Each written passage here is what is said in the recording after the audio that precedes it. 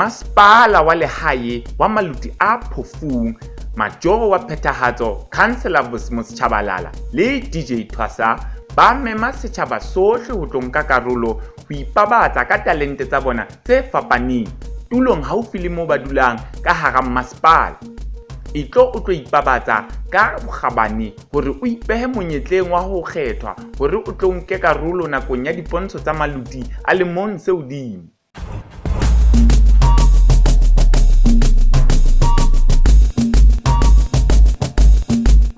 Dipontsho tsa Maluti Festival, botjhaba ba rona, letlotlo la rona.